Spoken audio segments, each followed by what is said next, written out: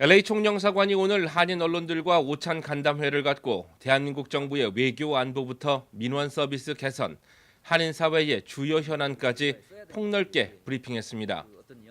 김한중 총영사는 먼저 선천적 복수국적으로 인한 선의의 피해자를 줄이기 위해 노력 중이라고 말하고 가족관계 등록 당일 발급을 위한 시스템을 확충하고 4개 창구를 배정 운영하고 있으며 운전면허 갱신 서비스 등 민원 업무의 지속적인 개선 방침을 설명했습니다. 또한 김 총영사는 이어서 주 검찰로 넘어간 동포재단 사태를 놓고 적법한 정관을 개정 중이며 사후 해당 건물의 리노베이션 등을 통한 한인사회 전체의 자산 활용도를 크게 높이겠다는 의지를 피력했습니다. 최근 폐쇄된 남가주 한국학교에 대해서는 다양한 이사진의 확충과 해당 시설의 다각적인 활용 의견을 강조합니다. 그냥 학교가 닫는 상황이 됐는데 단순히 이거를 그냥 렌트 베이스로 제3의 학교에 주는 것으로 끝나는 것은 결국은 이 학교가 진짜 본래의 의도대로 우리 코리안 한국 사람 또 코리안 아메리칸들 들을 위한 자산으로 계속 남을 수 있느냐, 이게 의구심도 듭니다. 그래서 이거를 지금 이 순간에 우리가 좋은 방향을 잡아서 이렇게 해야 되고, 또 이사회 구성에 있어서도 기존에는 학교를 운영하기 위해서 이제 이게 이사회가 구성이 됐지만 이거를 약간 한인사회 각계 대표들이 좀 참여를 하셔서 이게 이제 이 공동 어떤 그 한인사회 전체를 위한 공동 자산으로 운영하는 그런 방법을 논의를 해야 한다고 생각합니다. 총영사관 측은 미주, 특히 LA 지역의 경우 한글 교육 지원에 가장 많은 부분이 할애되고 있다고 밝혔으며 일반 한인 단체들의 지원금은 점차 줄여나갈 방침이라고 덧붙였습니다. 미주 이쪽 LA 총영사관 관할의 동포 단체, 그리고 한글학교 이쪽에는 전체적으로 약 210만 불 정도가 지원이 되고 있습니다.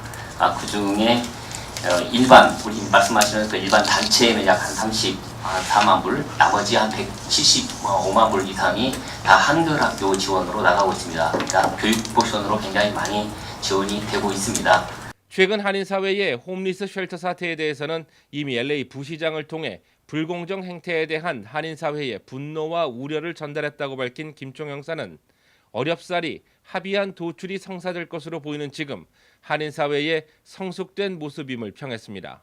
그래서 LA 부시장을 제가 만나서 이건 넌페이퍼 형식으로 우리가 우리의 확실한 입장을 전달을 했습니다. 그래서 그 범원 사우스 범원 그 682 쪽에 이렇게 결정된 것은 어떤 한인사회 의견 수렴 절차 없이 이렇게 된 것이고, 그래서 한인사회가 무시당했다, 그러니까 이런 엄청난 그런 감정을 갖고 있다.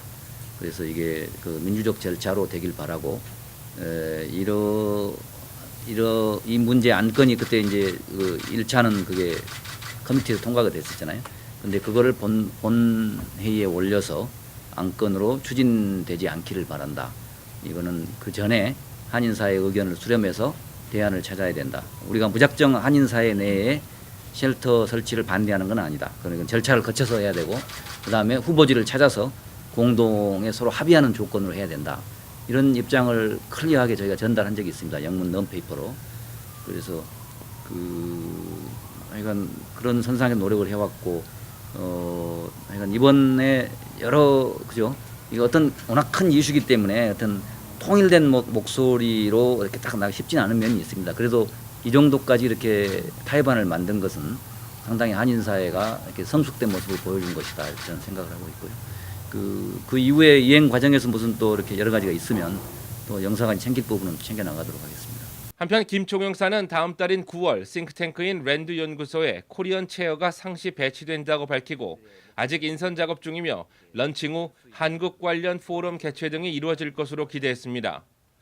이 같은 움직임은 특히 한반도 평화 분위기에 장애물처럼 등장하는 미국 내 강경파들의 시각 차이를 좁히는데 큰 도움이 될 것으로 전망됩니다. 물시학 커뮤니티 연합이 이번 주 수요일인 8일 저녁 홈리스 쉘터 관련 두 번째 토론회를 갖습니다. 웨슨시 의장의 새로운 제안들 무엇이 달라졌나 지금부터가 시작입니다라는 주제로 마련되는 2차 WCC 토론회는 제목처럼 후보지들과 워크샵, 위원회 등 웨슨시 의장 측에서 제안해온 사항들에 대해 한인을 비롯한 모든 주민들의 의견을 먼저 수렴한다는 것이 주 목적입니다. 2차 토론회는 수요일 저녁 7시 30분부터 팔가와 버먼 뉴스타 부동산 건물에서 마련됩니다.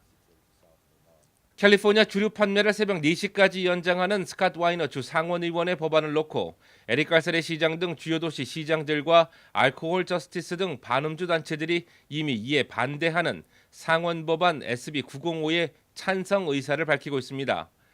여기에 폴 코레츠 시의원이 전격 합류하면서 내일 모레 수요일로 예정된 주하원 윤리위원회 표결에 상당한 영향을 끼칠 것으로 전망됩니다.